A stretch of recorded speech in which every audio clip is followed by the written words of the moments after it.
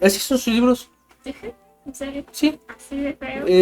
Se la pasa construyéndote para al final empezar a te borrar de no para de non-stop. Ahora sí, capítulo 40. De esto que es Yumi y el pintor de pesadillas. Una última explicación, tal vez os preguntéis qué hizo el espíritu a Yumi y a Pintor. Bueno, al construir esa conexión entre los dos, protegió a Yumi, porque cuando estaba en forma espiritual era inmune a la influencia de la máquina. Más o menos, como las líneas de Gion. El espíritu que los conectó no tenía ningún plan más allá de eso. La esperanza de que Yumi, estando protegida, sería capaz de ayudar, no esperaba de que Yumi y Pintor empezaran a intercambiarse.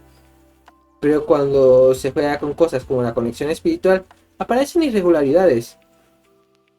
Esa intromisión del espíritu puso a la máquina en un brete. De pronto a una Yoki Hayo no se le podría borrar la mente, aunque en general las máquinas no son capaces de planificar, sí que pueden evaluar la situación en toda su complejidad y concebir deprisa una manera de resolverla. ¿Cuál fue su solución en ese caso? Dejar la narrativa en marcha, permitir que Yumi viajara a un pueblo cada día y que sin más siguiera con su vida. Así, mientras ella dormía, la máquina evaporaba el pueblo anterior y creaba uno nuevo empleando impresiones dejadas mucho tiempo atrás en la mortaja. Al principio pensó en construir un pueblo nuevo cada día sería suficiente. Sin embargo, Yumi se negó a seguir adelante. Permaneció en ese segundo pueblo durante semanas, actuando de manera irregular. Al acumularse las complicaciones, la máquina reevaluó. Yumi era peligrosa y había algo marcadamente extraño en su comportamiento. Así que la máquina desplegó a sus siervos más dedicados, a los académicos, sus creadores. Los había mantenido aparte de la sopa de la mortaja como reserva, su voluntad dominada pero mente dejada libre en parte, justo para situaciones como aquella. Los académicos se habían presentado en el pueblo, por tanto, como agentes interpretaban un papel igual al que todo el mundo, representando de nuevo cosas que habían hecho 1700 años antes, como el área de su prototipo en pueblos pequeños. Sin embargo, llegaron con un mandato secundario: descubrir qué pasaba en el pueblo y resolver el problema a toda costa. Lo que nos lleva, por fin, al presente, en el que Yumi tenía un problema distinto. El árbol sobre el que volaba estaba creado a parecer a partir de mortaja. Le veía lógica. Los edificios no habían sido reales, y la gente tampoco. ¿Por qué iban a ser las plantas? Había sido toda una pantomima orquestada para controlarla. Mejor si todo elemento entonces se podría controlar con precisión. Mientras ascendía más en el aire, el árbol comenzó a deformarse bajo sus dedos. Empezó a dejar detrás una estela de humo al estar creado partiendo de la mortaja. El árbol estaba sujeto al control del enemigo, lo que significaba que la máquina podía hacer que su forma se esfumara y diera vuelta a la sopa oscura.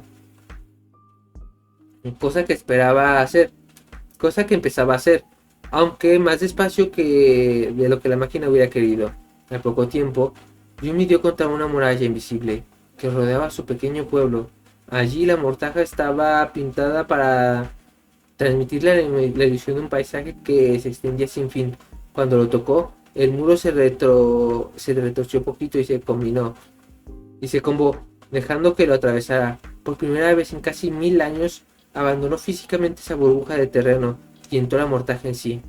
Se sorprendió al ver que la oscuridad resultaba transparente y ni siquiera tuvo que quemar estaño.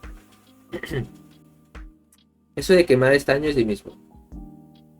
Tal vez fuese porque estaba hecha de la misma sustancia, como cuando estuvo en su interior flotando sobre un árbol. se encogía a ojos vistas. Distinguió un panorama oscuro y desolado por debajo. Allí no había nada que creciera, solo piedra oscura que lleva milenios oculta al sol. Detrás de ella, el pueblo que el pueblo se perdía a la distancia. Yumi lo vio retroceder. Una columna con una cúpula encima. Una parte de ella se quebró al darse cuenta que hasta la luz solar que tanto gozaba y amaba, hasta la visión de la mismísima estrella diurna, de algún modo había sido falsa. Estaba equivocada, por cierto. La luz solar sí que era real. Las cúpulas que había sobre los asentamientos dejaban pasar el sol en un sentido mientras que prohibían que la luz saliera en el otro. Por eso, aunque Yumi sintiera que era auténtico, quienes inspeccionábamos el mundo desde arriba no veíamos esas cárceles. Además, el calor del suelo era real, creado por la máquina utilizando una concentración de esencia investida. Desde esa altura, Yumi alcanzaba a atisbar otras columnas con cúpula en la lejanía. También eran transparentes a sus ojos, luces que resaltaban como velas en la noche cerrada. Visiones de otras 13 Yuki Hayo, y en el centro del todo una luz más grande y brillante, que debía ser la ciudad de Torio, la capital sede del festival de hogar de la reina. Yumi estaba alejándose de allí. Era un problema mucho menor que el hecho de que el árbol cada vez desmadejase más rápido, uniéndose a la humeante negrura por debajo de ella. Por debajo de ella se congelaron unas siluetas oscuras. Los académicos no se habían rendido. Es más, Yumi volaba como un estandarte allí fuera, difícil de pasar por alto. Empezó a descender a medida que el árbol dejaba de ser un árbol. Se aferró a él con los ojos cerrados, apoyó la frente en la madera. Por favor, os ruego, espíritus, haced que continúe. La corteza se endureció bajo su frente. El árbol se estabilizó en el aire. Yumi abrió los ojos sorprendida y avergonzada por dicha sorpresa. Había rezado. Los espíritus habían respondido. Era solo que no solía ver que respondieran tan rápido. Comenzó a caer de nuevo, el árbol deshaciéndose. ¡No!, pensó. El árbol recuperó otra vez. ¿Por qué? Por lo que creo que en verdad lo es, comprendió Yumi. Este árbol está creado de la mortaja, y si pienso en él como otra cosa, puedo imponer que esa será la realidad. Mientras pensaba de ese modo, el árbol en efecto se hizo incluso más sólido. El viento, pensó Yumi con énfasis. Estoy de suerte, porque sopla justo en la dirección conveniente. El árbol vibró en el aire y poniendo en rumbo a donde Yumi necesitaba que fuera, hacia la ciudad de Torio, hacia la máquina. Una hora más tarde, los pintores estaban congregados en el límite occidental de la ciudad, situando en el suelo fajos de lienzo grandes, frascos de tinta. Se habían cobrado favores, se habían hecho promesas, se habían incurrido deudas. En total habían acudido 37. El pintor lo observaba todo con ansiedad atroz, preocupado por si el asalto llegaba mientras estaban preparándose. Pero cuando los tuvo organizados a todos, entre un 10 y un 15% de todos los pintores de la ciudad, se descubrió abrumado por gratitud. Sus amigos no le habían andado con medias tintas. Sin embargo, no dejaba de ser una fuerza pequeña si consideraban lo que venían. Y unos de ellos, exceptando el propio pintor, y ninguno de ellos, exceptuando pintor, tenían la menor experiencia con pesadillas estables. Pero había un abismo entre eso y lo de antes. Plantado allí él solo. Vale, Akane, dijo el pintor desgravado. ¿Me recuerdas qué hacemos aquí? Dijo un pintor desgravado. ¿Me recuerdas qué hacemos aquí? Esperar, respondió ella. Es muy probable posible que venga algo. Algo peligroso. Tened los pinceles preparados. Los demás que se acomoden. Los demás se acomodaron, charlando en corillos. Algunos sentados en la. Algunos sentados con la espada contra la pared de los almacenes que rodeaban la ciudad. El pintor volvió los ojos hacia la mortaja y aguardó. Y aguardó. Y aguardó. Transcurrió una hora con todos ellos reunidos allí y los refunfuños fueron incrementando. La ansiedad del pintor iba creciendo. Si había elegido el sitio equivocado, y si los otros se aburrían y se marchaban justo antes de que empezara el ataque, y si Tojina perseguaba a un líder de los otros grupos, Akane se acercó al pintor con las manos agarradas a la espalda. Parecía cansada. Nícaro, dijo, ¿tu hermana está a salvo? Dime que por una vez va a quedarse en su relación. Yumi no va a pintar. Te lo explicaré en algún momento. No tienes que preocuparte por ella. Ya lo haré cuando... Ya lo haré yo más de sobra por los dos. Decir la verdad era una cosa. Contarle lo que había estado pasando con Yumi y él... Bueno, eso tendría que esperar. Acá han hecho una mirada a la mortaja con inquietud. Patente en la cara. Luego devolvió los ojos al pintor. ¿Qué estamos esperando que decir? ¿Aquí estamos esperando, decías? Vendrán, le prometió Pintor antes de que pudiera continuar. 100 pesadillas, va a ocurrir. No pasa nada si no, ¿eh? Os estás jugando la reputación por todo esto, dijo Pintor. Había visto las miradas... Había visto torvas de algunos pintores cuando se daban cuenta de que él estaba involucrado. Los demás no habían mencionado su nombre mientras reclutaban. Bien pensado. Akane se encogió de hombros. Lo que decía Tojin. Igual se burlan de nosotros una temporada. Nada que no vayamos a superar. Akane, dijo él. Sé que suena raro, pero de verdad que he hablado con una pesadilla. No puedo explicártelo todo. Aún así, te prometo que va a pasar. Y si no pasa, Nícaro, no os mentiría, dijo él con voz tiritante. No otra vez. Ni yo digo que lo harías, susurró ella. Pero Nícaro, ¿y si te lo has imaginado? Si necesitas ayuda, porque a veces las cosas que quieres que seas, porque a veces las cosas que quieres que sean reales te lo parecen. Por favor, dijo Akane, plantéatelo. Pintor se obligó a hacerlo. Por ella, se esforzó en que habían hecho todo en su nombre, cerró los ojos y de verdad se hizo las preguntas. Las cosas que había experimentado parecían increíbles, incluso estrambóticas. Era cierto que había una explicación sencilla. Había ansiado toda su vida con ser alguien especial, se habían visualizado a sí mismo todos esos meses como un guerrero solitario que vagaba por la noche buscando a gente que salvar. ¿Era posible que lo hubiera inventado todo? ¿Que lo hubiera dado forma a partir de la mortaja? ¿O peor aún, que fueran simples imaginaciones suyas?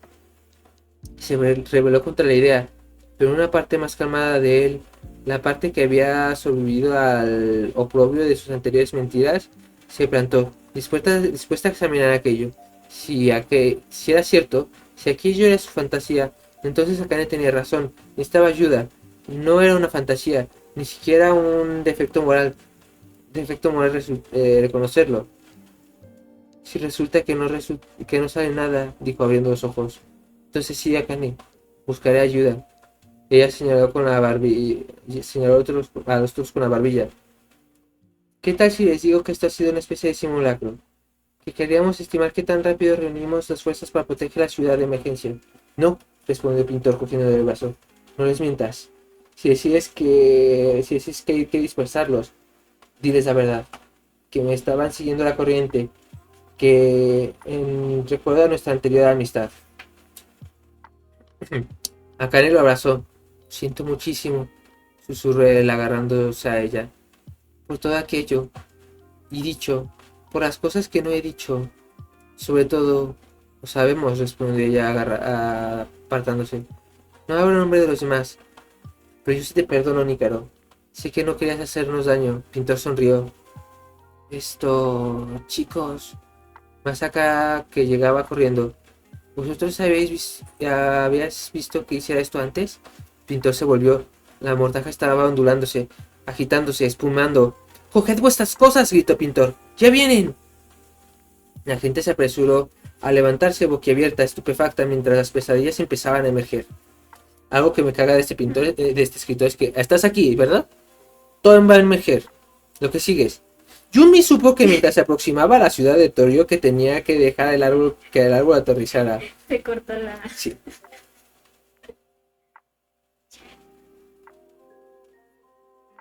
Que el árbol aterrizara. No podía derrotar a la máquina mientras se ocupaba de las pesadillas que seguían allí abajo donde la casa. Tenía que enfrentarse a ellas antes, impulsada por el instinto, pero también por la lógica, porque recordaba una cosa que había dicho Diseño. El árbol flotó hacia abajo, diluyéndose mientras descendía. En el instante que se posaba, Yumi la abandonó, permitiéndole desaparecer del todo. 4 figuras espantosas se abalanzaron ante ella, cortándole el paso a la ciudad de Torio. Por todos alrededor estaba la noche eterna, piedra llena velada por un único humo negro. 4 pesadillas se arrodillaron sobre ella y le clavaron las arpas, buscando extraerle fuerza, absorberla, dejarla congelada. Pero Yumi era más fuerte que ellas. Podrías consumirlas. Cuando intentaron arrebatarle las fuerzas, Yumi se limitó a negarse. Yo soy quien elige a los espíritus, dijo, sintiendo que sus garras pasaban a través de ella sin ofensiva. Yo soy lo que tuviste que encarcelar. Retrocedieron a trompicones, encogiéndose, como hacen a veces a las pesadillas cuando ya no les tienes miedo. Yo soy aquella a quien las pesadillas temen, dijo, imaginándolas, conociéndolas por lo que eran, obligando a las siluetas a conectarse en 4 académicos de viruchos. Y vas a inclinaros ante mí. El color los inundó y ahogando serenos gritos mientras caían al suelo. Jimmy anduvo hasta el académico del jefe, quien fue el primero en incorporarse para mirarla con los ojos asustados, pero ella no le atacó. Se sentó delante de él con una postura de meditación. Dime, le ordenó en voz baja. ¿Cómo destruir la máquina? No, miró hacia los colegas que yacían despatarrados. No puedes, lo siento. Agachó la cabeza y empezó a sacudirse. Lo siento. Ay, ¿qué hemos hecho? ¿Qué hemos hecho? Está bien, dijo Yumi. Lo que sucedió pertenece al pasado. Soy Ayoki Hayo. Mi palabra es ley. Podéis descansar cuando esto haya terminado. Gracias, respondió él cogiendo la mano. Pero no puedes detenerla. No hay necesidad de que protejáis a la máquina. Son libres de su control. No puede hacerles daño, por mucho que quiera. No entiendes, dijo el académico. No quiere nada, no quiere estar viva. Pero por la forma en la que está actuando de todo el mundo, respondió ella. Algo los está controlando. Eso es por las instrucciones que le dimos a la máquina, explicó el académico. La construimos para protegerse a sí misma, y cosechar energía de los espíritus. Esos no son deseos de la máquina, no son más que un árbol, quiere crecer, pero cuando empezó a absorber de nosotros, todos nosotros la defendimos porque entonces ya formábamos parte de ella, de algún modo. Yumi frunció el ceño, mirando detrás del académico hacia la ciudad, una reluciente y hermosa ciudad llena de edificios como torres con fuentes, tejados rojos y estructuras de dragones, vacía de gente. Utiliza nuestras almas como energía, dijo. Al principio sí, repuso el... utiliza nuestras almas como energía, dijo. Al principio sí, repuso el académico. Ahora usa los espíritus, que están atrapados por toda la eternidad para alimentar a la máquina. Ay, pero ¿qué hemos hecho? Nuestro pueblo se redujo a recuerdos, susurró otro académico con mirada gacha. Sus almas a humo. Nuestra vergüenza, dijo otro, nuestra pena, alimentada ya a perpetuidad por los espíritus. Y la máquina nunca quedará sin combustible, nunca se apagará por sí misma. Debemos apagarla nosotros, afirmó Yumi. El académico en jefe negó con la cabeza. Está estructurada para protegerse. Está estructurada, protegida según sus instrucciones principales. No hay enchufe ni línea de guión que retirar. Se autoperpetúa allí, alimentada por miles de espíritus eternos. Lo siento, ojalá pudiéramos haberte dejado en paz. Es increíble que hayas llegado tan lejos. Pero fue en vano. Pero en vano al final, dijo otro académico. Ahora la máquina arrasará con la ciudad de Calijito. Todo rastro de lo que ha pasado contigo y con ese chico quedará aniquilado. No, susurró Yumi poniéndose de pie. Mi mundo, mis reglas. Dio un paso adelante y ordenó a su camisón que cambiara que cambiara. El humo negro se arremolinó y Yumi surgió de él llevando el vestido que le había comprado a Kane. Se basó con paso firme a los académicos y por fin, 1700 años después de la primera solicitud que le solicitó a Lee Jun, ese privilegio introatorio, y halló los escombros. ¡Nícaro! Gritó una voz aguda. Pintor abandonó el lienzo que había estado trabajando, dejando una pesadilla en el suelo ahobillada en forma de un gato dormido. Los pintores habían formado un círculo irregular hombro con hombro, pero algunos flaqueaban. Pintor corrió cruzando el centro del círculo hasta al lado de una pintora a la que apenas se identificaba. Estaba rindiéndose, temblando, dando la espalda a la pesadilla presa del pánico. Pintor ocupó su lugar y hundió de golpe la pintura de su pincel sin hacer caso al lienzo de la pintora. Con un poderoso remolino creó una flor en el mismo suelo, una flor de loto flotando, absorbiendo sus numerosos pétalos al aire como un puño al relajarse. La pesadilla se encogió adoptando esa forma, obligándola a ajustarse a voluntad del pintor, pero como todas las pesadillas a las que se había enfrentado esa noche, no se evaporó como costumbre. Siendo sinceros, es posible que los pintores estuvieran ya masacrados a esas alturas, pero la máquina estaba distraída con Yumi, y las pesadillas confusas por el momento se vieron sobrepasadas por la inesperada resistencia. Merodeaban en torno al anillo buscando alimentarse de los pintores, pero no apiñonándose en masa para atacar. No es por ello el pintor y su equipo lo tuvieran fácil, dado que las pesadillas eran aterradoras y en su mayoría estables. Pero esos minutos de desconcierto hacían posible resistirse al asalto. Aún así, los humanos no estaban nada preparados para un combate como ese. Tenían que ahuyentar a toda pesadilla que se acercara. Tenían que enfrentarse a monstruos estables y no venían irse abajo. Pintaban con manos temblorosas y no dejaban de pararse y mirarlas aterrorizándose. Pintor tenía que ocuparse de que no ocurriera, porque tenía la sensación de que lo único que los mantenía con vida era presentar aquel frente unido, aquella fuerza colectiva de pintura que no permitía que a ninguna pesadilla atacara el círculo, rompiéndolo por completo. Mientras completaba el loto, Pintor vio a Izzy paralizándose de terror. La empujó a un lado y atacó a la pesadilla con un dibujo. ¡Mantened el círculo!, gritó mientras creaba un pájaro después de verlo en forma de pesadilla. Se parecía un poco a los grandes cuervos que había visto en el mundo de Yumi. Seguid pintando, y mirad cómo la mayoría de ellas solo se pasean por allí, distraídas por nuestro trabajo. No pueden con nosotros mientras estemos pintando. Ya habéis combatido con pesadillas. Estos son lo mismo. Pero no lo eran. Estas eran más grandes, sus formas más terribles, aquellos ojos como si el interior de un hueco de huesos, el raspar de las garras al suelo, y lo peor de todo, que ninguna se esfumaba al pintarla. Se reducían, sí, pero humeaban allí como ascuas y luego empezaban a crecer de nuevo cuando ya no eran objetos de atención. Solo pintar no bastaba para contenerlas. El único consuelo del pintor era que en vez de seguir adelante hacia el interior de la ciudad, los minutos habían rodeado el círculo.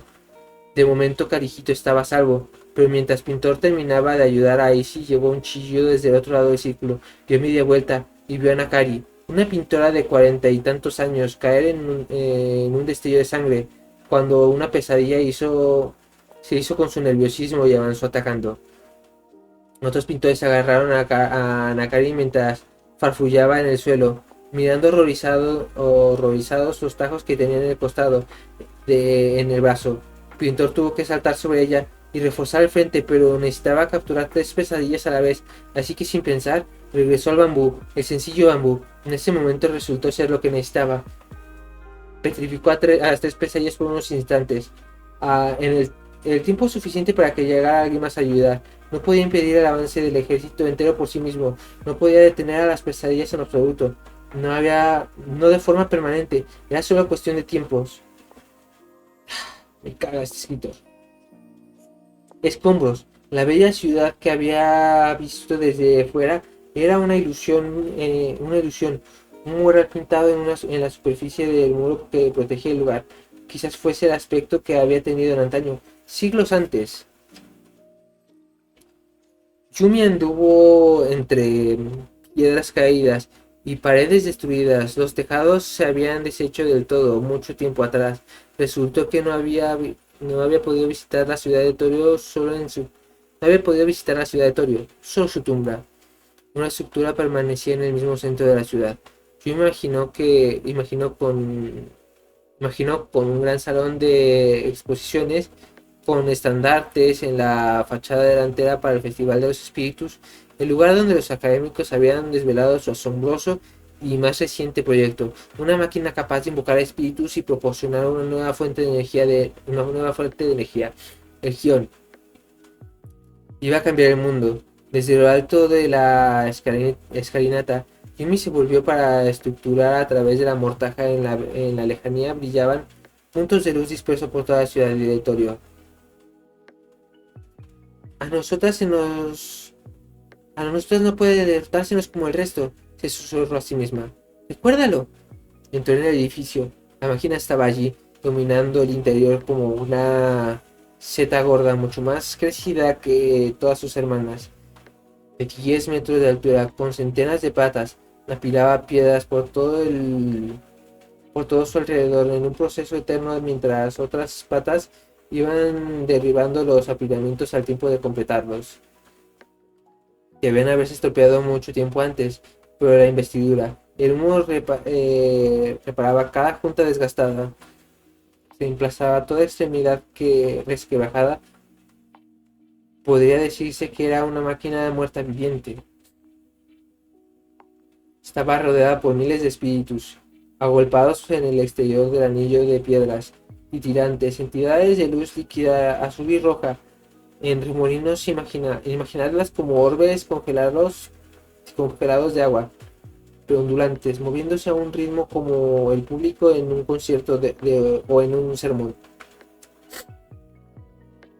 Yumi hizo acopio de valor y avanzó antes de estamparse de cara contra una barrera invisible que alzaba nada más de cruzar el umbral.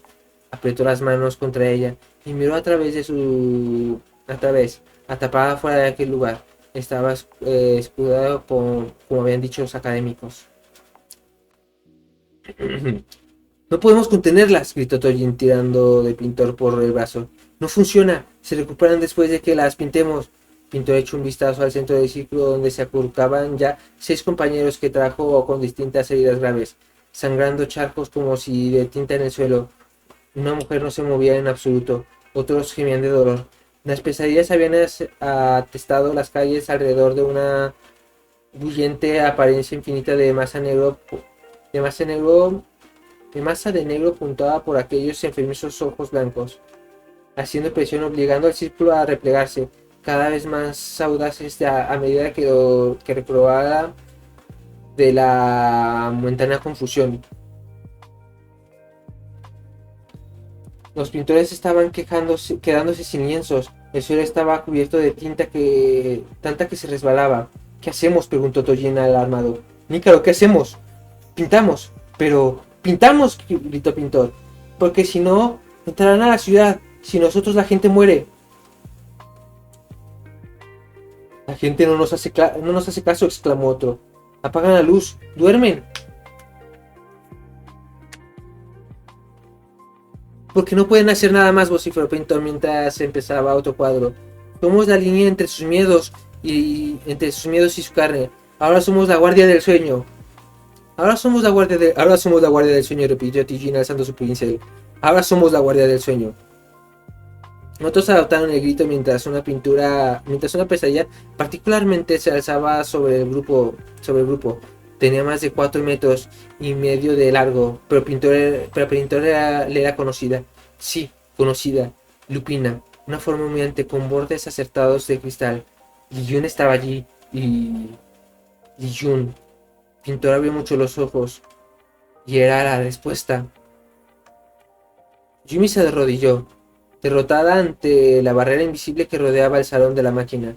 Las rocas habían rebotado en el suelo cuando intentó echarlo abajo. Sus gritos eran inútiles. Con lo lejos que había llegado, para nada, una punzada de dolor. Pero no era propio. Frunció el ceño y salió al exterior para mirar, en dirección a algo. Pintor, pensó. Lo captaba muy tenue. La conexión no estaba cerrada por completo. Estaba frenético, luchando. Vendrán las pesadillas, interminables pesadillas para destruirlos a él y a todo lo que sabe, todo lo que podría haber contado. No fue un pensamiento, sino una impresión, el conocimiento de lo que la máquina haría para protegerse. Los académicos no estaban del todo en lo cierto sobre que no tuviera voluntad. Cualquier objeto tan investido como eso adquiriría al menos algunas brisas de autoconciencia. Pintor iba a morir. Si sobrevivía a esa primera oleada de pesadillas, llegaría otra, miles y miles, hasta que Carijito se redujera a escombros.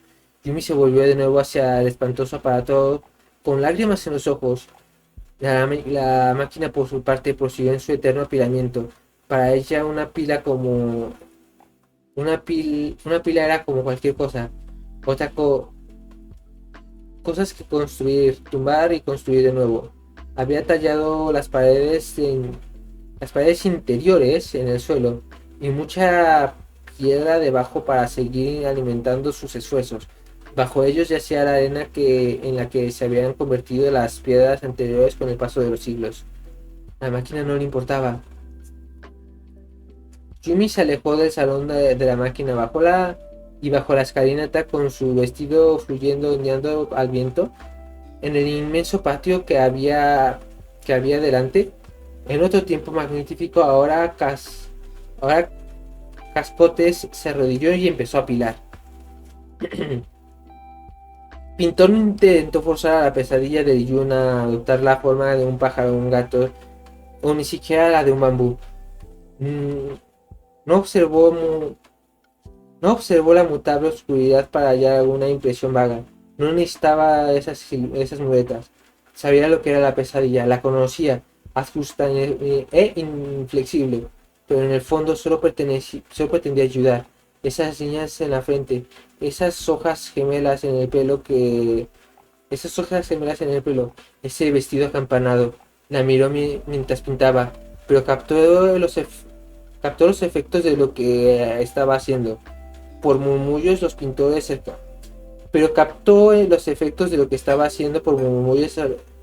cercanos.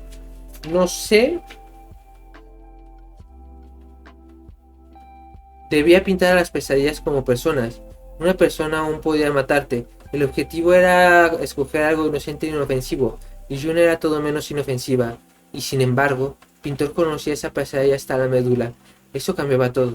Cuando terminó el lienzo con una floritura, alzó la mirada y la encontró de rodillas, fuera del anillo de pintores, con las manos manchadas por la tinta del suelo, jadeante. Y cuando Pintor cogió otro lienzo del menguante montón, Jones no revirtió la forma del terrible monstruo como habían hecho las otras pesadillas. Eran personas. Tenía que tratarlas como tales. Apilar. Tal vez no lo llaméis un arte. Tal vez lo consideréis una idea extrañísima. Y es lo que venera el pueblo de Yumi. ¿Esto es lo que tienen por mayor logro estético en su cultura? ¿Esto? De todo arte, de todo, pero todo arte carece de significado y sin quienes lo admiren, tú no decides qué constituye arte, pero nosotros, juntos sí. Yumi le habían arrebatado los recuerdos. Por suerte, como os decía, algunas cosas son más profundas que la memoria en muchos aspectos. A pesar de siglos, continuaba siendo una chica de 19 años. Su experiencia vital y madurez se alineaban en ese sentido, pero su habilidad, bueno, eso sí que había crecido, día tras día, año tras año. Capacidad destinada como gotas de agua formando estalactitas en un transcurso de eones primordiales. Yumi había construido algo en el interior de la misma. Tras esto, vemos un poco el círculo de pintores y a Nícaro salvando a alguien de una de las escenas anteriores.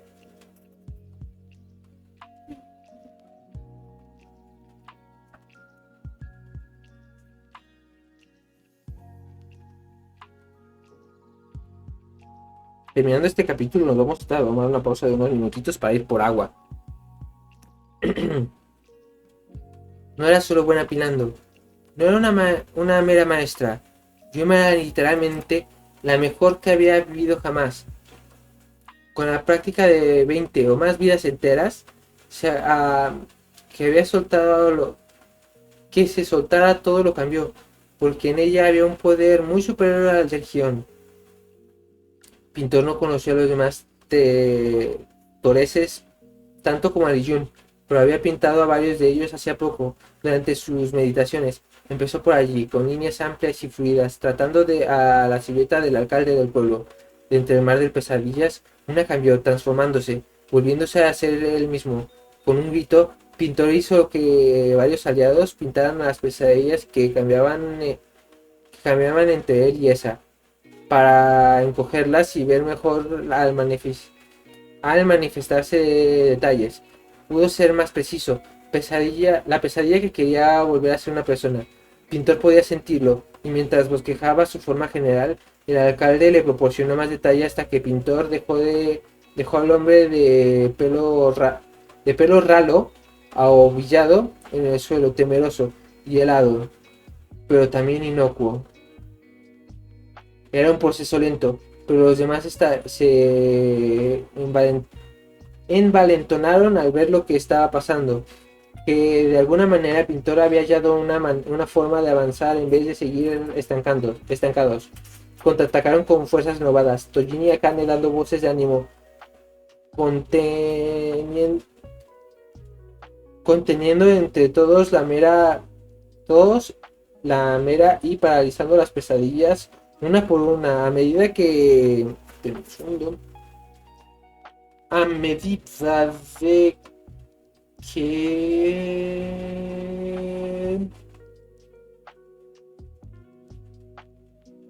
medida de que intentaban romper el círculo, dejando espacio a Pintor,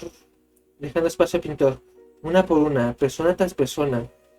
Pintor los fue escogiendo con su propia forma, hasta que, agotado con calambres en los dedos y los brazos doloridos, dio un último trazo para terminar el pelo de Huang Yi, derrumbándola al suelo.